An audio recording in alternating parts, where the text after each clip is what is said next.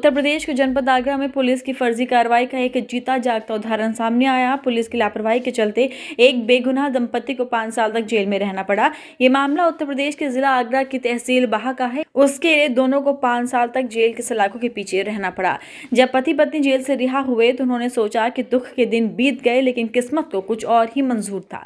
जब दंपति जेल से रिहा होने के बाद अनाथालय में अपने बच्चों से मिलने पहुंचे तो उनके पैरों तले जमीन खिसक गई। अनाथालय से जानकारी मिली कि अब कोई नहीं जानता कि उनके बच्चे कहाँ हैं।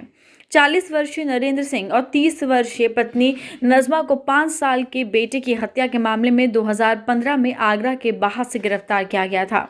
उस समय दंपति के दोनों बच्चों को पुलिस ने एक अनाथालय भेज दिया था, जिसमें 5 साल का बेटा और 3 साल की बेटी थी। पति पत्नी को रिहा करने के अपने आदेश में अतिरिक्त जिला सत्र न्यायालय ने पुलिस को जमकर फटकार लगाते हुए कहा कि ये बेहद दुर्भाग्यपूर्ण है कि निर्दोष होने के बाद भी दंपति को 5 साल जेल में बिताने पड़े और मुख्य आरोपी अभी तक फरार है। एक्चुअल में पुलिस की फर्जी जो कार्रवाइयाँ होती हैं उसका एक जीता जागता उदाहरण।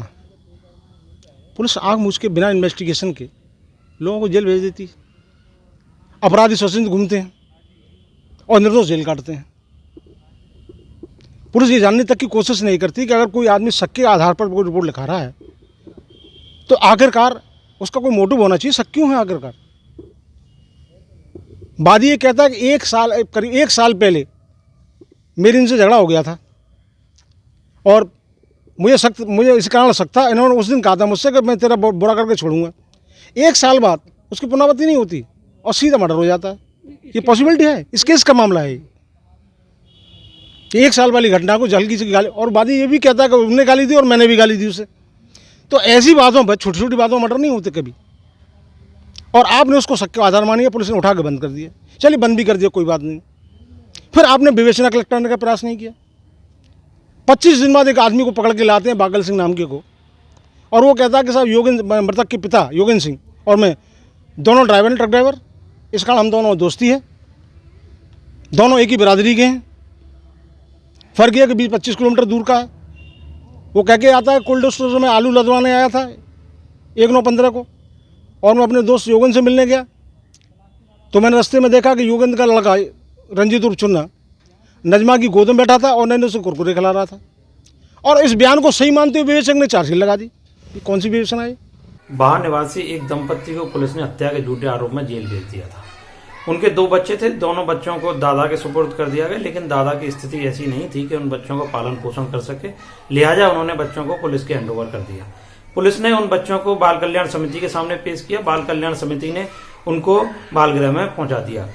अब ऐसे में पूरा मामला 5 साल तक चला। 5 साल बाद जब कोर्ट ने इस पूरे मामले को देखा तो दोनों पति पत्नी को बेगुनाह पाया और उन्होंने उन दोनों को रिहा कर दिया।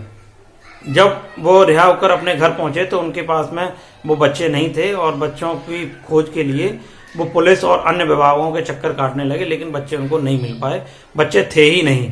जब ऐसे में मैंने अपने स्तर से इन बच्चों की जानकारी की तो पता चला कि उन बच्चों की 10 वर्ष से अधिक उम्र हो चुकी थी और लड़के को राजकीय बाल गृह बालक फिरोजाबाद तथा लड़की को राजकीय बाल गृह बालिका कानपुर भेज दिया गया। दोनों बच्चे अलग अलग जिलों में रह रहे हैं। कोर्ट ने आगरा के एसएसपी को जांच अधिकारी के खिलाफ लापरवाही बरतने पर कड़ी कार्रवाई के निर्देश दिए हैं। कोर्ट ने कहा कि तत्कालीन सब इंस्पेक्टर ने ये स्वीकार किया है कि उन्होंने ये भी पता लगाने की कोशिश नहीं की कि एफआईआर किसके खिलाफ दर्ज की गई थी। अब मामले में फिर से जांच करने की सिफारिश की गई है।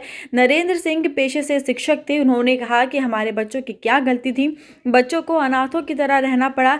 जब पुलिस हमें गिरफ्तार कर ले गई थी तब वो बहुत छोटे थे। वहीं नजमा ने बच्चों का पता लगाने के लिए एसएसपी को पत्र लिखा है। आगरा से दीपक श्रीवास्तव की रिपोर्ट।